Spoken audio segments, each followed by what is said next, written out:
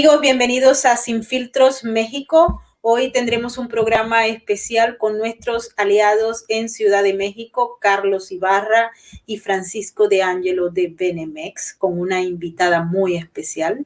Antes de irnos con todos ellos, pido por favor que se activen en el super chat. Recuerden que para nosotros es muy importante todas sus opiniones y comentarios. Le damos la bienvenida también a todos aquellos que nos quieran acompañar en nuestra cuenta de patreon.com. Así es que bienvenidos todos, un placer estar con ustedes en Sin Filtros. Carlitos.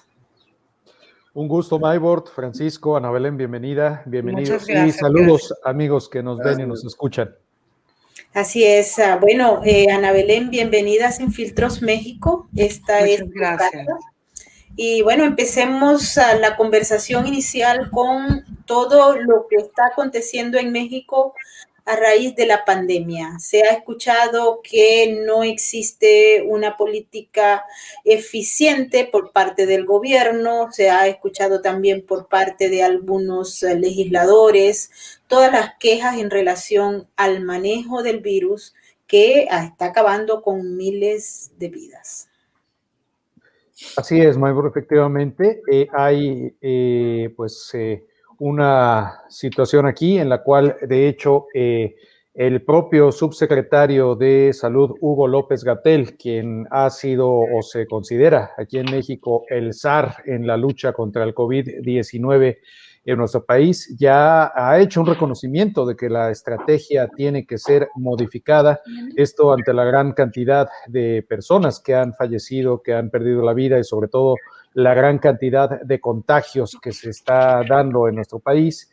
Y para ser más específico, en lugares como la capital, como la Ciudad de México, en donde, dicho sea de paso, desde los primeros días de enero y ahora ya estamos ya cerca de alcanzar la cuarta semana de manera consecutiva, permanecemos en semáforo rojo ante la alta incidencia de contagios. Esto, si me lo permites, Maybord, Ana, Francisco, amigos del auditorio, esto desafortunadamente no es un fenómeno que haya sido imprevisible, que haya sido un fenómeno que haya surgido de la nada. Desafortunadamente, en esta ocasión, tanto gobierno y hay que decirlo con todas sus letras, sociedad, no han estado haciendo la parte que les toca. Desde el gobierno hemos tenido mensajes muy desafortunados, mensajes encontrados entre incluso el propio presidente Andrés López y el subsecretario de Prevención de Salud, Hugo López-Gatell, en el manejo de esta pandemia. Por ejemplo, el más reciente, en estas fechas, el subsecretario dijo con todas sus letras que los estados de la federación, los estados que conforman México, recordemos que México es una república conformada por 31 estados y una ciudad de México. Bueno, pues que cada uno de estos gobiernos estatales, según Hugo López-Gatell, no tendría el derecho de adquirir por sí mismos o comprar la vacuna en sus diferentes versiones contra el COVID, porque ello atentaría contra una estrategia general. Sin embargo, al día siguiente, Andrés López corrige la plana y sale a decir que sí es posible que los gobiernos estatales e incluso la iniciativa privada adquieran estas vacunas, pero haciendo públicos los contratos y los costos.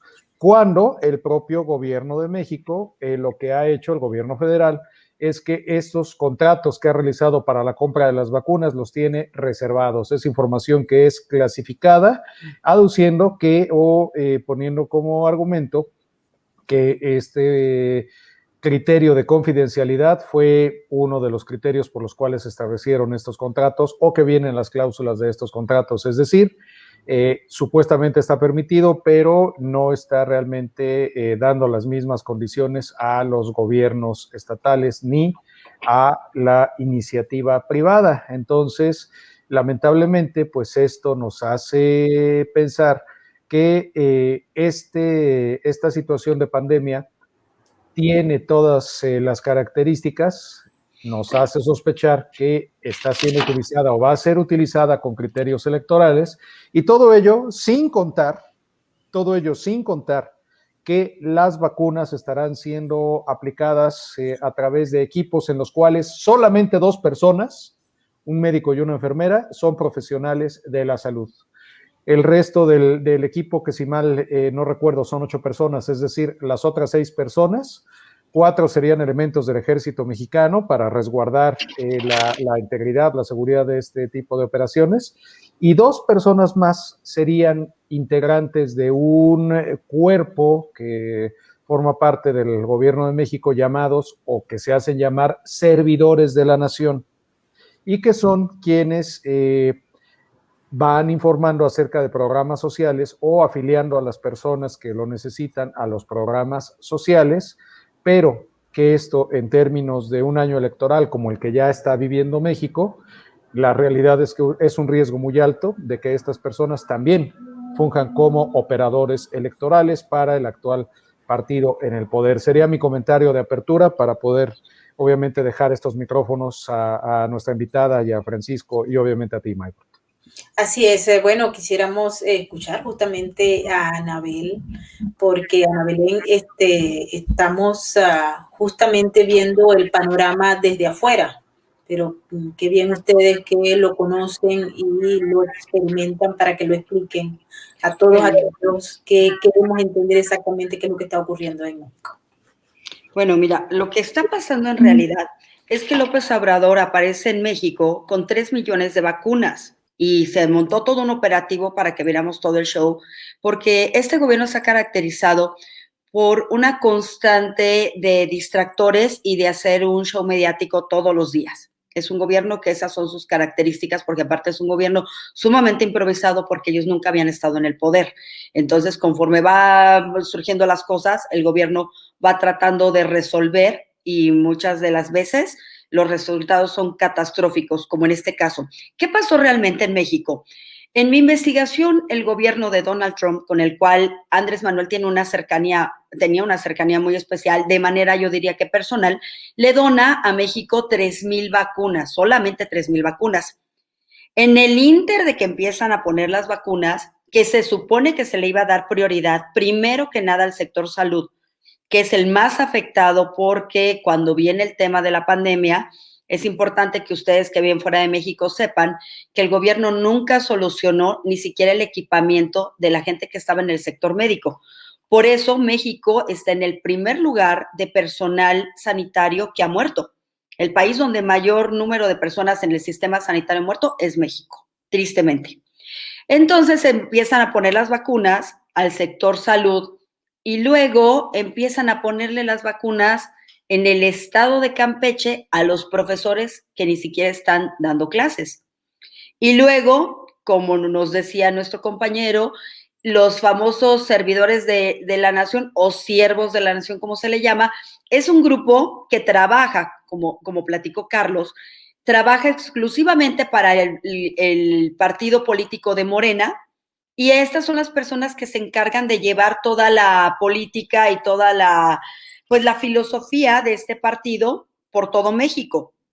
Entonces se les empieza a vacunar a ellos y ahí es donde empiezan a surgir pues los problemas, porque cuando se requiere la segunda dosis, como todos ya sabemos, con la vacuna de Pfizer, resulta que ya no habían dosis para las personas del sector salud y resulta que ya se estaban poniendo a los profesores en Campeche y resulta que se les estaba poniendo a los siervos de la salud porque nunca falta quien filtra las fotos en las redes, pero no solo eso, sino que personas que tenían puestos políticos, por ejemplo, en Acapulco, también ya se habían puesto la vacuna como la regidora de Acapulco. Entonces se empieza a descubrir todo esto y de la noche a la mañana, no sé si tú sepas que el presidente todos los días tiene un evento de comunicación a la nación que se llama La Mañanera, que puede durar de 2 a 3 horas porque no tiene un límite de tiempo. Y todos los días, sin falta, se sale a medios y se va platicando como lo que quiere decir el presidente, o si hay algún tema que le incomode, o si en la semana hubo algún periodista que sacó alguna nota incómoda, pues se ocupa la mañanera, la verdad, para transgredir los derechos humanos y las libertades de prensa, que es algo que nos está pasando en México.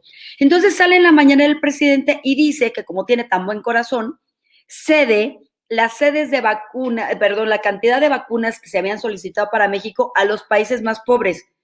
Cuando si hay un país pobre en América Latina es México. Aunque tengamos en la lista de los hombres más ricos del mundo a Carlos Slim, México es un país que tiene enormes necesidades socioeconómicas y culturales y que con la pandemia han quedado exhibidas de el nivel de ignorancia y de pobreza y de necesidad que tenemos. Lo bueno de todo este tema es que Pfizer y la OMS sacan la lista de los países que solicitaron vacunas y ahí queda exhibido el presidente, tristemente, de que no había solicitado las vacunas. ¿Por qué?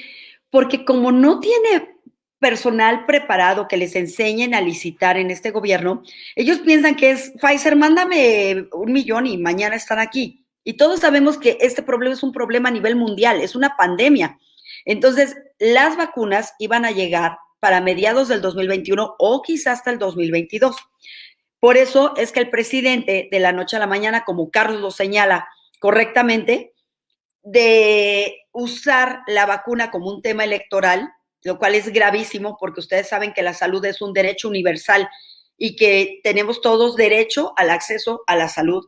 Tú no puedes ocupar una vacuna para comprar el voto de nadie, ni tampoco puedes comprar una vacuna con el dinero de la nación, con el dinero de nuestros impuestos y decirle a la gente que es Morena quien te está vacunando, que es como los siervos de la nación lo están manejando. Entonces, aquí se queda todo al descubierto y casualmente a los 2 días al presidente le da COVID y desaparece de la vida pública. Y el día de hoy tuvimos a una Olga Sánchez Cordero en la mañanera que evitó, que es la secretaria de Gobernación, quien está fungiendo ahorita en lugar del presidente, y sale y nos dice en la mañana, pues que ella no puede dar ninguna declaración que tenga que ver con la salud, que solo tenemos que ver en la tarde con Hugo López-Gatell, que también, como Carlos indicaba, Hugo López-Gatell es una persona que ha cobrado una popularidad y un lugar que creo que no le pertenece, porque además ustedes sabrán que Hugo López-Gatell era subsecretario en una secretaría, no era la cabeza. Y en el mes de agosto se le da el nombramiento de ser el que lleve todo el tema de COFEPRIS, se convierte en la cabeza de COFEPRIS y de otra de las instancias, y Hugo López-Gatell es una persona que todos los días sale y demerita el trabajo de los científicos a nivel mundial y todas las medidas que se han, pues, señalado en todas las partes del mundo, que ya han experimentado, que ya han sufrido todas estas pérdidas y que nos han señalado con tiempo, no se han seguido. Hugo López-Gatell es una de las personas que sale sin cubrebocas, que aplaudía que el presidente no usara cubrebocas, que incluso llegó a decir que el presidente era un ser virtuoso tocado por un halo de Dios. Imagínate esa ridiculez, y que por eso el presidente no se contagiaba. Y el presidente salió a decir que la gente que se contagiaba era la gente corrupta y mentirosa. Entonces, en este momento que el presidente está contagiado, pues nos da mucho que pensar, ¿no? Ana, ¿pero el presidente estaba vacunado o no estaba vacunado? Mira, fuentes cercanas al presidente a mí me decían que por supuesto que el presidente se había vacunado. El presidente se había vacunado desde octubre y se le había puesto el refuerzo. Incluso cuando fue todo este tema de las nanopartículas que se le dieron a Omar Fayad, que Olga Sánchez Cordero estuvo pendiente de él, Omar Fayad fue de los primeros políticos que se enfermaron, recuerdan que fue en marzo de los primeros que se contagiaron, pues el presidente, imagínense que había seguido todos los protocolos y todo lo que se pueda tomar y no tomar, lo había aplicado. Lo que coincide es que en un momento que estamos en el ojo del huracán porque no se licitaron las vacunas, en un momento en que acaba de entrar el presidente Biden, con quien México en este momento la relación es sumamente delicada, porque somos el primer socio comercial de los Estados Unidos, somos el socio comercial más importante de Estados Unidos, y el presidente no felicita a Biden. Y no solo eso, sino que ustedes sabrán que aquí en México, el día que le quitaron todas las redes al expresidente Trump, el presidente Andrés Manuel usa la mañanera para defenderlo, siendo ya presidente electo Biden. Al tema que voy es que no debemos de caer en los distractores. La obligación de nosotros, haciendo un análisis político, es ver qué está más allá de las cosas y qué está pasando en México. En este momento el Banco de México está próximo a aceptar lo que de manera común o de manera vulgar diríamos que se va a prestar para hacer un lavado de dinero. Ya no va a haber ese cuidado que se tenía con el dinero que ingrese del Banco de México, lo cual puede permitir que los cárteles puedan meter cantidades exorbitantes de dinero y que no haya una supervisión como la había. Pero al mismo tiempo estamos viendo que si tú dejas de pagar tus impuestos, eres más delincuente que a lo mejor el que mata a una persona. Eso es lo que está pasando en México. Se compran respiradores, pero compra el hijo de Manuel Bartlett, que fue un perseguido de Andrés Manuel por todo el tema de cuando se cayó el sistema y perdió la elección, pero hoy en día es uno de los consentidos de la cuarta. Estamos viendo renuncias de muchos de los miembros del gabinete, como un Poncho Romo, que fue un bonito adorno, que solo sirvió para atraer el voto de los empresarios millonarios del norte de México, pero que no tuvo ningún otro valor, más que el permitirle a lo mejor hacer negocios particulares, porque así es como se maneja esto. Y lo que estamos viendo es la desaparición de fideicomisos, de cantidades enormes de dinero, hablamos de miles de millones, que no sabemos hasta hoy dónde están. Estamos viendo una licitación de vacunas que nos están diciendo que el gobierno ya pidió, pero no estamos viendo nada tangible, perdón. No estamos viendo nada en concreto que hoy como mexicanos podamos decir, sí nos consta que se compraron 10,000 respiradores, sí nos consta que se licitaron tantas vacunas. Realmente estamos viviendo en México una situación irreal. Es importante que ustedes que están fuera de México sepan lo que nos está pasando. Es un adoctrinamiento. Todo el día en las estaciones de radio son anuncios de Morena, donde te dicen que tienes que estar agradecido por lo que tienes, por las ayudas que recibes, por la vacuna que no están licitando ellos, porque como Carlos señaló correctamente, al no tener el gobierno la capacidad, al ser descubierta su mentira, pues se le tuvo que permitir a los gobiernos locales que empiecen a licitar ellos sus propias vacunas. Sin embargo, se acaba de cerrar un contrato con Rusia. El lunes habló el presidente con Putin, a pesar del COVID, y se solicitaron 24 millones de vacunas, porque se supone que se van a colocar 12 y viene el refuerzo. Pero pensemos con la cabeza fría, ¿cómo se va a permitir la vacunación de la Sputnik cuando ni siquiera ha aprobado la tercera etapa? Es una vacuna experimental, es una vacuna que no está permitida en Canadá, ni en Estados Unidos, ni en Europa, que no se le aplica a personas mayores de 60 años. Y esa es la vacuna que se está solicitando. Yo me atrevo en este momento a decir, ¿qué estamos viviendo en México? ¿Estamos viviendo un genocidio? ¿Y nos da miedo decir que es un genocidio? Porque lo que estamos viviendo es una extinción masiva. O sea, ¿cómo vamos a traer una vacuna que no está aprobada? ¿Me explico? Es gravísimo. Porque por cubrir las necesidades, por lograr los votos de la mayoría que están muy molestos con el gobierno, porque al principio lo aplaudían, que el señor salía a comer, que no usaba cubrebocas, pero ahora hay familias que en un núcleo familiar han muerto 6, 7, hasta 10 personas. ¿Y cómo es posible que nadie levante la mano y diga que esa vacuna Sputnik es una vacuna que no tiene una aprobación? ¿Y a quién se le va a poner esa vacuna? Y el día de mañana, ¿cuáles van a ser las consecuencias? La senadora Lili Telles ha estado poniendo el tema en el tope, diciendo que es una vacuna que no está aprobada por la OMS, que no tiene FDA, es una bueno, y parece que le van a dar el COFEPRIS. De repente es que al darle el COFEPRIS, el permiso local de la vacuna, va a ser el primer país que de verdad la vale. Bueno, pero es que recordemos que en agosto se le da a Hugo Gatell el ser el jefe de COFEPRIS. Así es. Entonces, hay que empezar a ver todo esto como está estructurado. Tendrá que ver con el desabasto tan fuerte que hay de medicinas, porque hemos tenido quejas también en hospitales públicos y privados. No habían vacunas para niños y medicinas para niños con cáncer. Sabemos que no hay, no las están dando. ¿Qué opinas tú de eso?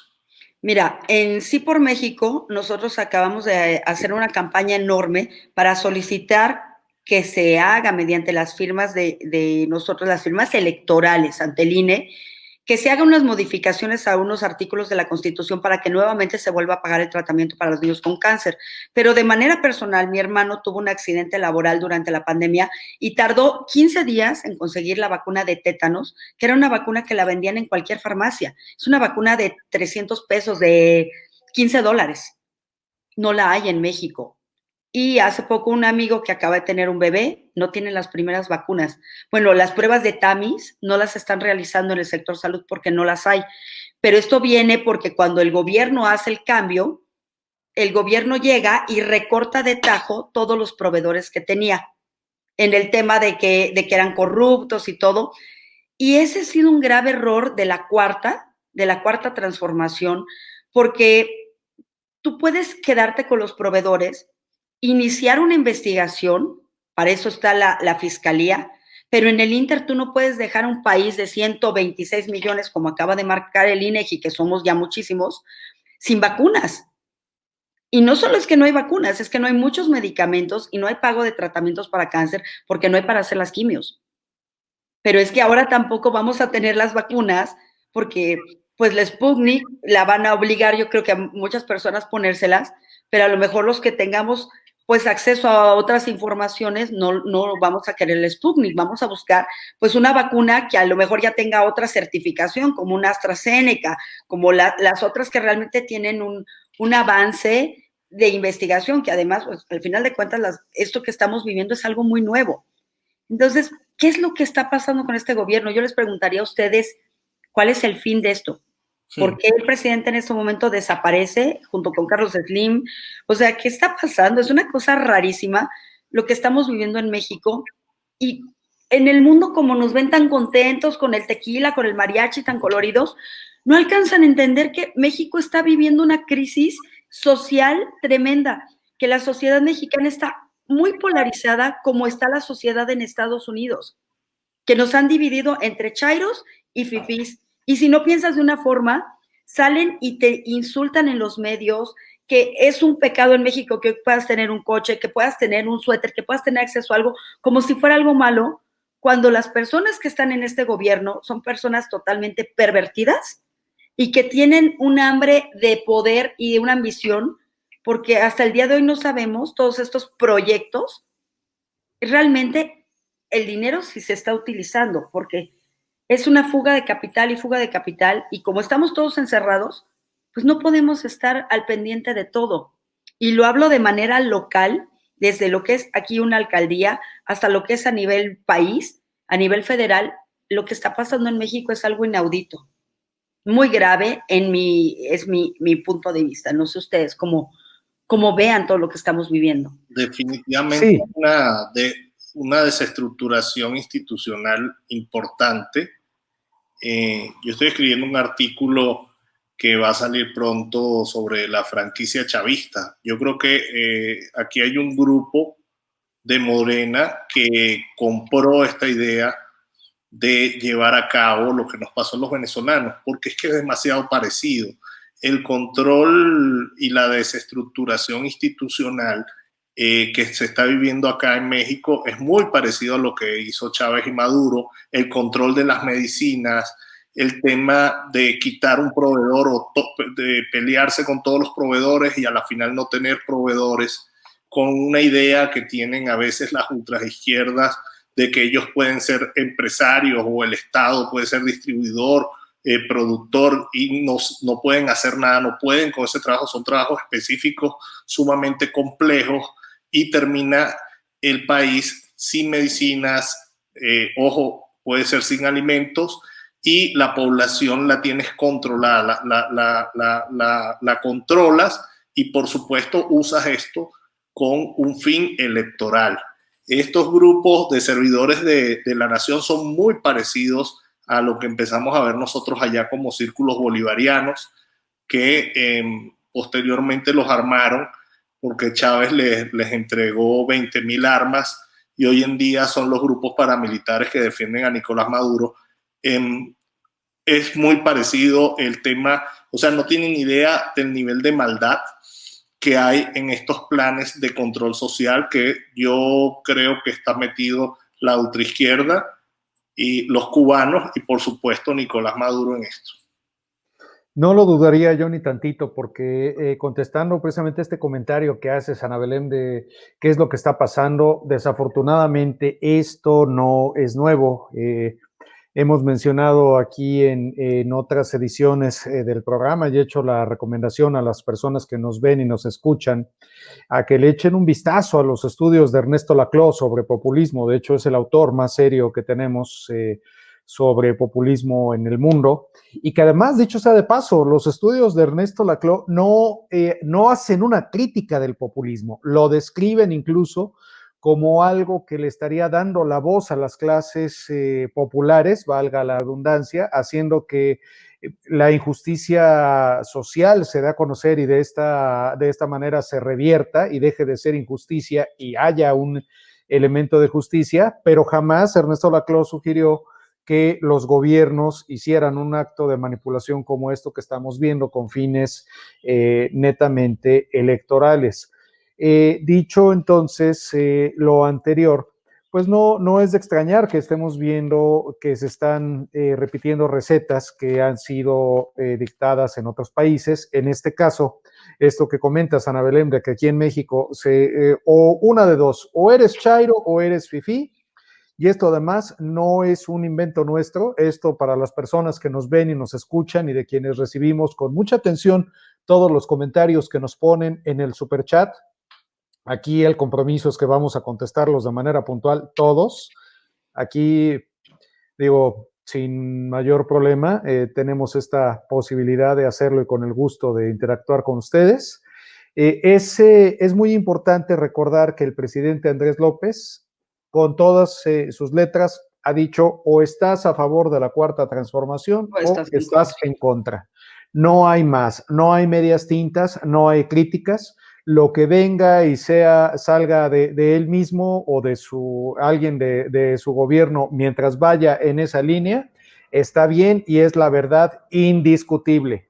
Pero en el momento que hay alguna voz crítica, alguna voz que dice esto no está bien, alguna voz que dice aquí hay una incongruencia, en ese momento esa persona es señalada como conservador, como fifí, como enemigo del pueblo, en esta lógica que, citando a otra autora, ella más conocida mediáticamente, la guatemalteca Gloria Álvarez, divide al país entre pueblo y antipueblo.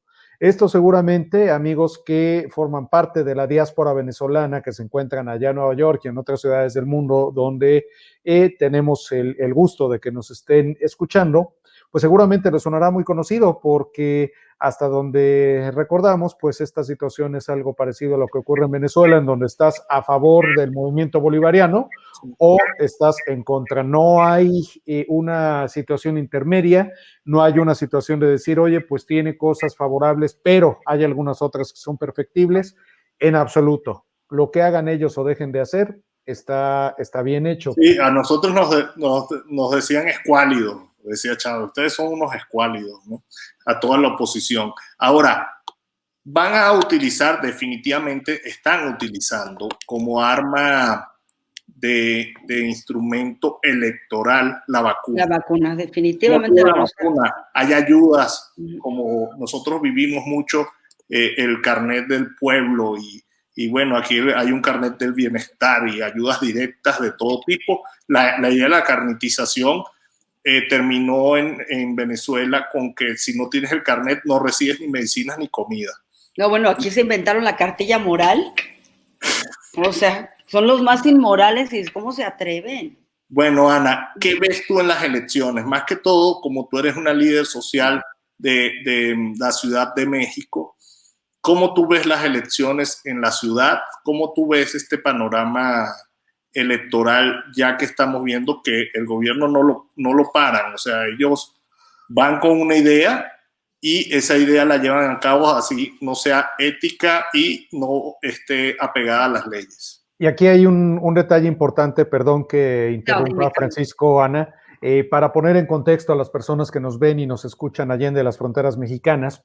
Recordarles que el próximo mes de junio de este año 2021 aquí en México vamos a celebrar lo que aquí conocemos como las elecciones intermedias. Aquí los planes de gobierno son sexenales, es decir, a diferencia de lo que ocurre en Estados Unidos, que son solamente por 4 años con opción a reelección, en México los planes de gobierno son a 6 años sin opción a reelección en cuanto a lo que se refiere al Poder Ejecutivo, es decir, al presidente. Sin embargo, en las próximas elecciones de junio, lo que se va a renovar es la Cámara de Diputados, así como congresos locales, algunas gobernaturas, pero esto entonces, esta elección que ocurre, esta sí cada 3 años, por eso se le llama elección intermedia. La importancia de lo que ocurra en la elección intermedia 2021 va a marcar una posible continuidad y un posible empoderamiento aún más del actual gobierno, o por el contrario, va a marcar un parteaguas y va a representar una oportunidad para acabar con, pues vaya, con detener algunas cosas con las que grupos de personas no están de acuerdo. Trato de ser muy delicado, muy equilibrado en mi comentario para que luego no se diga que estoy inclinando la balanza hacia algún lado. Dicho lo anterior, Ana, sí, efectivamente, nos gustaría, por favor, conocer cuál es tu perspectiva y sobre todo, de qué manera se está organizando la oposición en México para hacer frente a lo que en 2018 fue un fenómeno que fue, hay que decirlo, avasallador en su momento. Mira, nosotros sí observamos que se está siguiendo paso a paso el Foro de Sao Paulo. México es un país donde muchos tenemos oportunidad de viajar, de estudiar fuera de México. Tenemos muchos amigos allende de las fronteras y estamos enterados de todo lo que está pasando, y definitivamente esto es un plan que se ha seguido conforme el tema de la Guardia Nacional. Todo lo que ha pasado en Venezuela se ha replicado en México, solo que en un tiempo más corto. ¿Qué estamos haciendo? Pues la popularidad del presidente ha decrecido, sobre todo el tema de la pandemia. Las personas que eran más allegadas al presidente, más seguidoras de él y que le aplaudían todo, pues son las personas que han perdido mayor número de familiares, son las personas que hoy en día no encuentran una cama en el hospital, son las personas que debido a su condición económica, pues son personas que ya no pueden pagar la renta de donde vivían, se han quedado sin empleo. Y algo que ha llamado la atención en México para fifis y chairos es que no ha habido ningún apoyo económico hasta el día de hoy. En México no tenemos subsidio ni de la luz, ni del agua, ni de ningún tipo de ayuda. Ninguno. Entonces, todos hemos vivido la pandemia duramente, no solo las pérdidas físicas, sino también es una enfermedad sumamente cara. En particular, yo no la he tenido, no, gracias a Dios en esta casa no ha llegado, pero sí las personas cercanas a mí que la han padecido han gastado un dineral, porque es una enfermedad carísima, que necesitas tener tanque de oxígeno, necesitas tener ciertos medicamentos, acceso a un hospital, enfermera, estar con un médico especialista en el tema, un neumólogo y un infectólogo. Entonces sí es una enfermedad bastante cara, hasta el aislamiento es caro. La mayoría de personas se han sentido vulnerables con lo que hemos pasado, porque el pueblo mexicano malamente está muy acostumbrado a que el gobierno lo apapache mucho. Y es tiempo de que nos quitemos que el gobierno es nuestro papá, no es nuestro papá ni está para darnos nada, porque para eso está el pago de impuestos, para que como nación todos tengamos acceso, sean ricos o pobres, clase media que está en peligro de extinción, todos tuviéramos la misma entrada a todos los programas sociales, como pasa en España, como pasa en Italia, que no hay una distinción de clase social. Por el hecho de ser mexicano o ser español o ser italiano, tendrías que tener derecho a todo eso. Como la pandemia se ha afectado la imagen presidencial, sobre todo Hugo Gatell ha sido, creo yo, que ha sido, quizá para el presidente como anillo al dedo, dijo, es una persona que le sirve para tapar lo que está pasando y va a ser el chivo expiatorio, tarde o temprano, porque el presidente se va a lavar las manos, va a decir que él tenía la obligación de saber las cifras y el manejo de la pandemia. Pero las personas que no hicieron caso o que seguían al pie de la letra lo que Gatell decía, pues ya se les murieron hijos, se les murieron padres, se les murieron hermanos, primos, y son las personas que están ahora cuestionándose si este es el partido por el que quieren seguir. Definitivamente Morena tiene todo el instrumento político y económico y puede prevalecer en el poder unos años más, definitivamente porque tienen todo a su favor. Sin embargo, las personas están despertando. La oposición ha surgido algo inaudito. Se ha juntado 3 partidos políticos, los más importantes de México, el PAN, el PRI y el PRD, haciendo una coalición, una unión para buscar los mejores candidatos, y se está buscando candidatos que tengan un perfil ciudadano limpio, que no estén tan quemados en la política, que no tengan temas tan raros, ni temas pues que vayan en contra de lo que se está buscando socialmente, pues para candidatearlos y que puedan ser una opción para la sociedad. Y sobre todo, pues se está buscando que se tenga un compromiso no solo político, sino realmente un compromiso personal de llevar a cabo acciones para coadyuvar todo lo que estamos viviendo. Va a ser muy difícil para la oposición, sí va a ser muy difícil, van a ser campañas durísimas, porque díganme ustedes quién va a salir en su sano juicio a hacer un evento político masivo. Bueno, te acaban. Entonces, también tenemos que tener en cuenta que hay que buscar el voto de los centennials y de los millennials. La mayoría de ellos van a votar por primera vez este año. Y es un mercado, por decirlo políticamente, a nivel marketing, que no está siendo visualizado, y los jóvenes tienen que inyectarse de esta vena social y de esta vena política y darse cuenta que todo lo que pasa acá arriba a ellos también les afecta. Entonces tienen que ser candidatos que puedan tener ese acercamiento con los jóvenes, que sean cercanos, que no sea el político acartonado de flojera, que se tire un discurso, o el populista, porque los chavos de ahora están conectados a otro nivel. Van a tener que ser candidaturas que se manejen mucho en medios, en redes, pues porque no vas a poder tener mucho acceso a la parte personal como se manejaban las campañas, ¿no? El ir y estar, y lo cual me parece muy bien, porque ¿cuántas campañas hemos visto que va el político a prometer, a jurarles que les va a pavimentar, ponerles el poste, a cambiarles la vida? Nada más gana y no se vuelve a aparecer. Y de eso está harta la gente. Entonces, yo creo que todo esto de la pandemia, todo lo que estamos pasando en México, debe de despertarnos a una congruencia de que lo que nosotros predicamos como personas tiene que ser también con nuestra verdadera personalidad, porque los chavos sí lo pueden palpar. Y la gente necesita no una Evita Perón que venga y los apapache. La gente necesita a alguien comprometido socialmente y políticamente con lo que estamos viviendo. Y que si el federal no puede dar solución a algo, los gobiernos locales estén en la capacidad de resolverlo.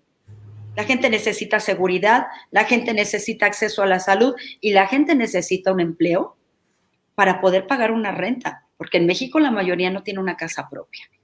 Esa es mi perspectiva de lo que va a pasar. Ana Belén, desde acá, desde Nueva York, y disculpen que vaya a moverme un poquito en el tema, se ha venido haciendo una crítica fuerte al gobierno mexicano en relación al caso del general Cienfuegos Cepeda.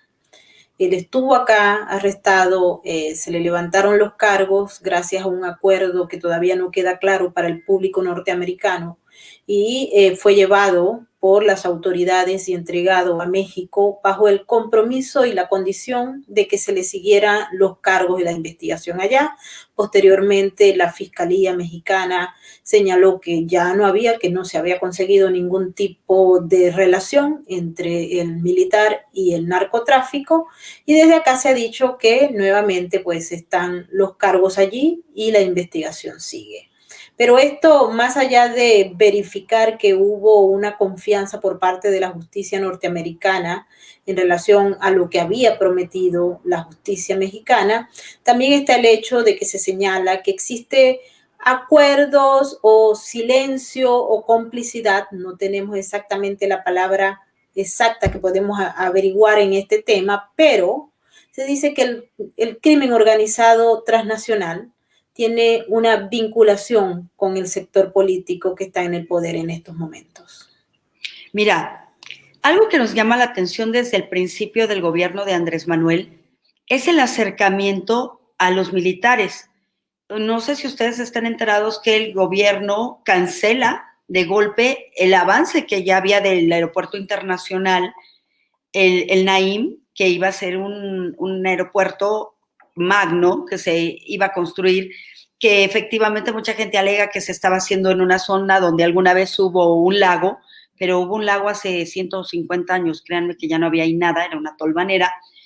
Por X o por Y se cancela el proyecto de la noche a la mañana y entramos en una deuda tremenda.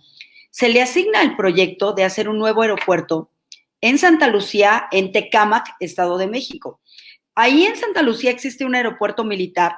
Yo vengo de familia de militares y vengo de familia de pilotos, y ese aeropuerto a veces en una semana, 3, 4 días no se puede utilizar porque tiene bancos de niebla.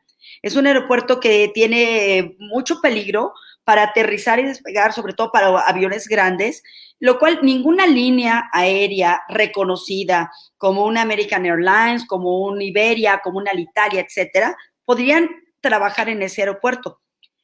Se dice que había un descontento de los militares recién que llegó el presidente, y de manera muy inteligente pues se les asigna con una partida presupuestaria inmensa, que hasta el día de hoy van gastados más de 3,000 millones de pesos en el aeropuerto de Santa Lucía, que tiene hasta un cerro en medio que no sabemos cómo lo van a quitar, y han encontrado hasta mamuts y ruinas arqueológicas ahí porque es muy cerca a las pirámides de Teotihuacán. Entonces la ruta teotihuacana, y se acaba el tema con los militares. Meses después se les asigna a los militares el proyecto del aeropuerto de Tulum en Quintana Roo, y también se les asigna parte de ver lo que es la construcción del Tren Maya, por lo cual es grave porque la Secretaría de Comunicaciones y Transportes, la SCT, que era la que se encargaba de todo esto, pierde todo su peso político y todo su peso gubernamental en este juego de los aeropuertos, en estos proyectos mesiánicos que se están haciendo en México. Pero algo que también pasa es que al poco tiempo a la Marina se le dan las aduanas de México, por donde entra y sale todo. ¿A qué voy con esto, con este pre? Y lo del general Cienfuegos, a los mexicanos también nos llama muchísimo la atención, porque cuando el general llega a México es totalmente exonerado y perdonado. Como ciudadano, me pregunto, ¿qué información tendría el general Cienfuegos de todos los que están hoy en el aro político que mejor lo exoneraron? Yo lo veo así. Es meramente mi opinión, pero es inaudito lo que estamos viendo. Es inaudito que vayan a hacer un movimiento a Sinaloa y perdonen al hijo del Chapo. Y es inaudito que el presidente se baje de su camioneta del convoy presidencial para saludar de la mano a la mamá del Chapo. Efectivamente, él es presidente para todos, pero hay cosas que realmente son tremendas, y estas cosas que estamos viviendo, tú ya las viviste en Venezuela, porque en Venezuela se le llegó a dar un peso tremendo al narcotráfico. Lo único que hicieron fue uniformarlos y darles ya sueldo.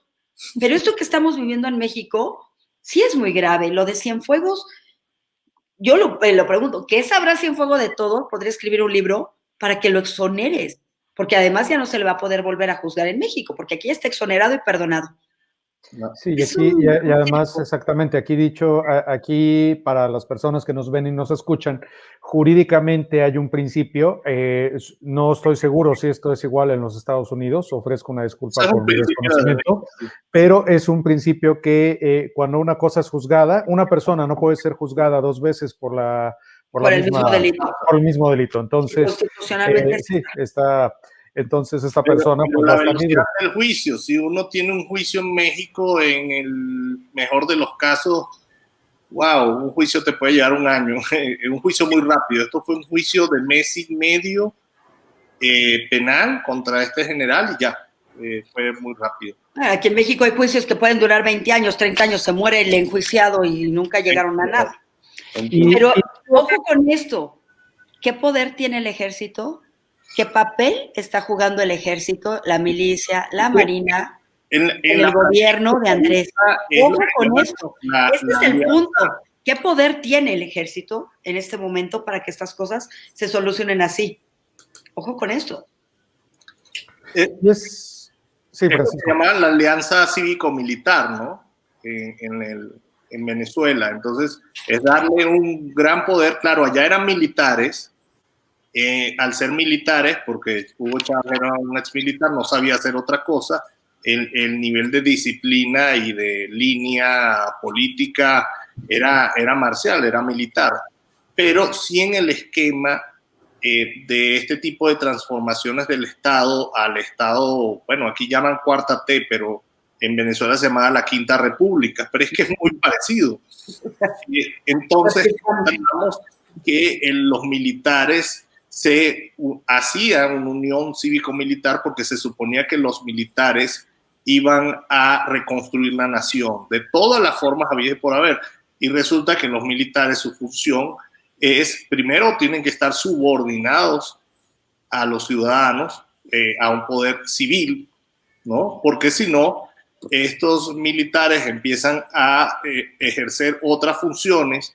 Y cómo tú le reclamas a una persona que tiene, o a un grupo que tiene un monopolio de armamento que no lo tienen los civiles. O sea, no hay forma.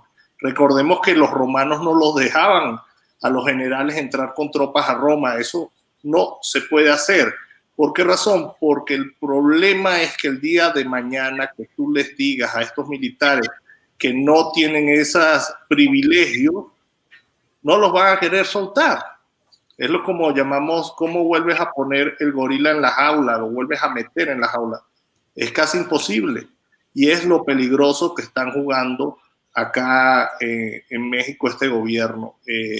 Los militares hoy en día son un poder bastante fuerte y, bueno, en Venezuela pasó algo que todavía no ha pasado, que fue cuando los militares se empezaron a meter en el narcotráfico de plano, ¿no? Ya descaradamente hay un cartel de militares que son narcotraficantes, eso dicho por la DEA.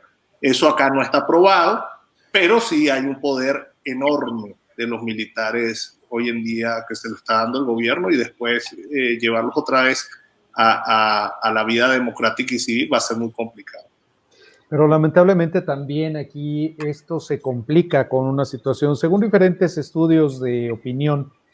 Los militares, junto con la Marina, Secretaría de Marina Armada de México, son de las instituciones en las que el pueblo más tiene confianza.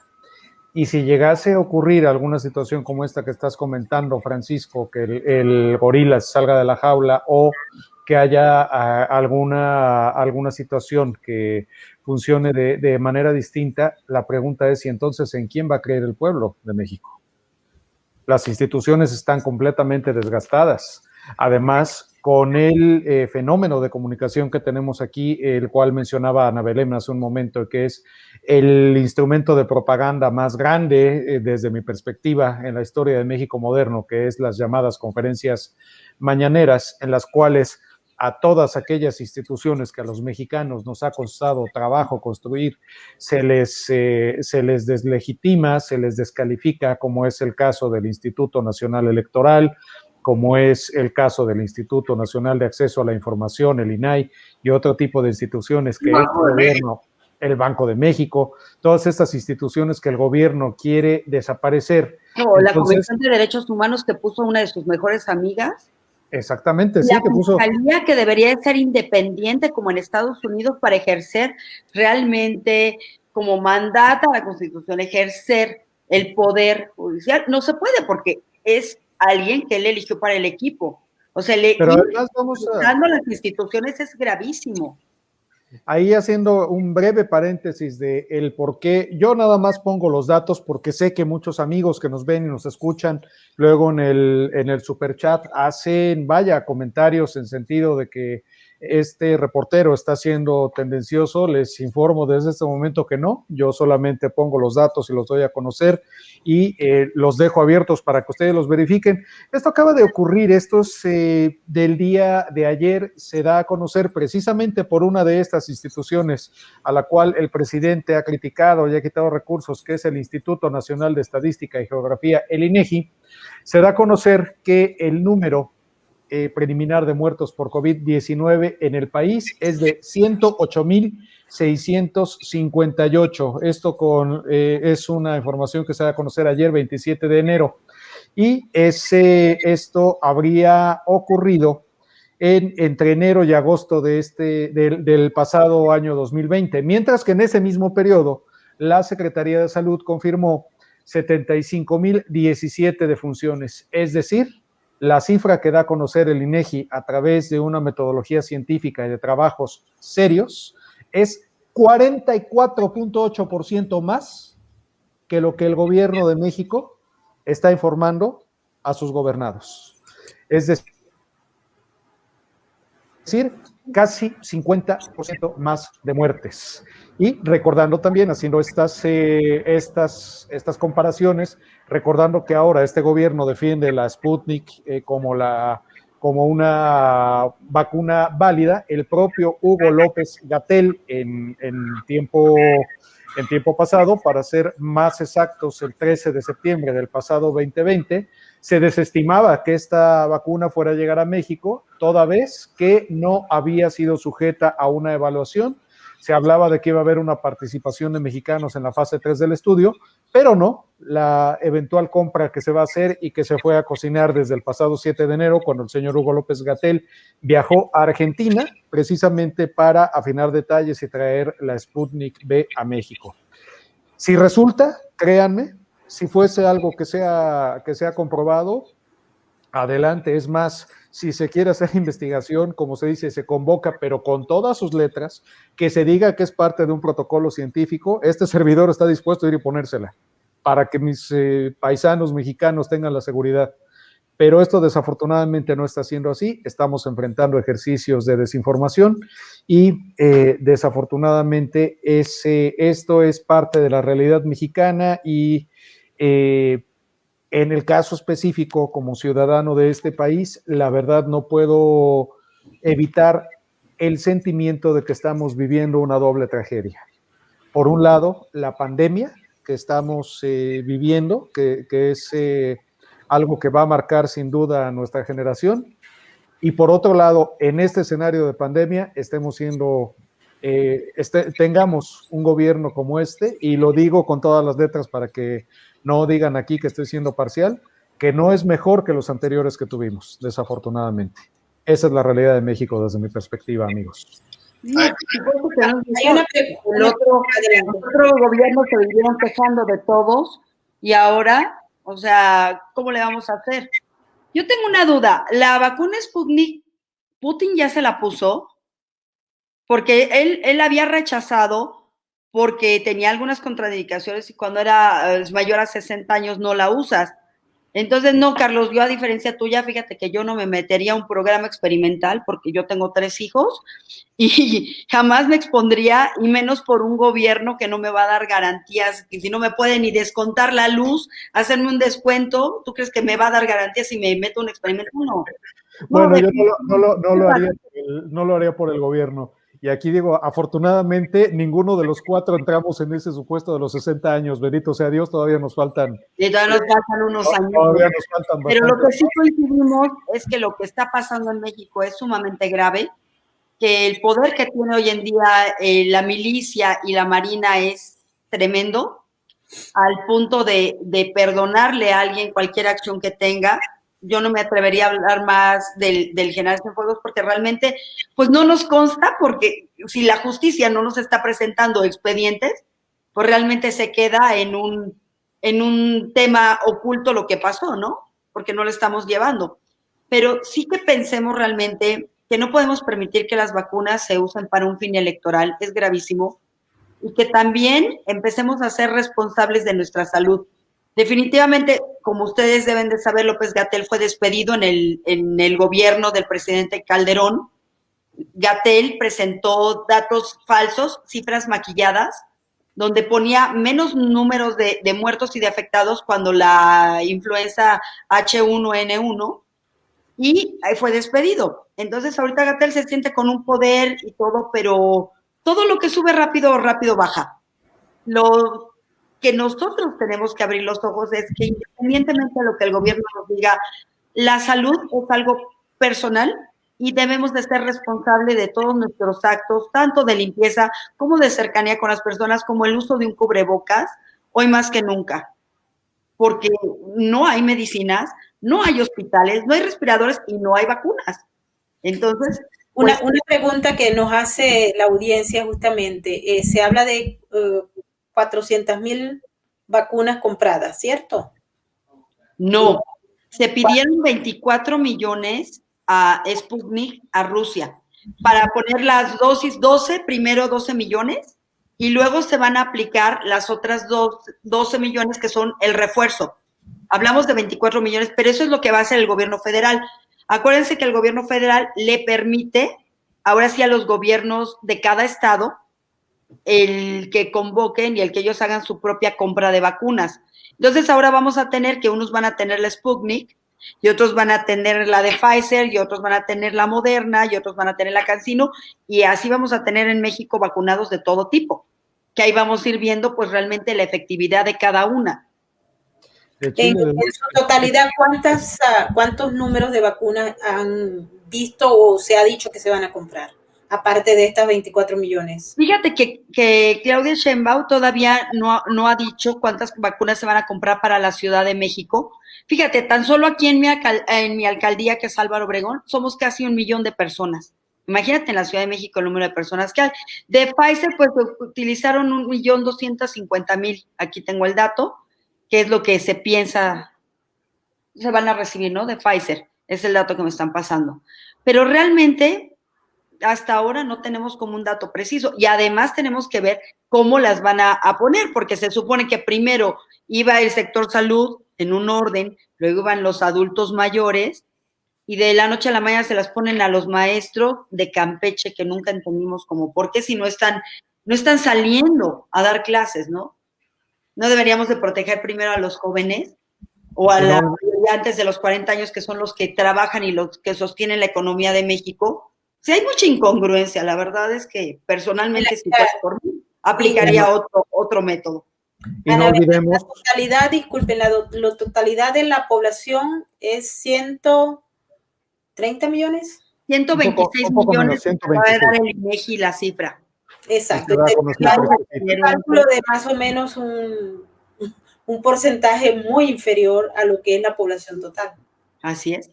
Sí, pero además con incongruencias cuando les conviene, porque estas personas de los llamados servidores de la nación sí están siendo vacunados, cuando en realidad sí. no tendrían ni siquiera por qué estar en estos equipos de vacunación, cuando lo que correspondería en todo caso sería un médico, una enfermera y los militares que garantizan el resguardo de las vacunas. Una parte sí se le puso a la Guardia Nacional. Sí se le llevó, pero es una parte mínima.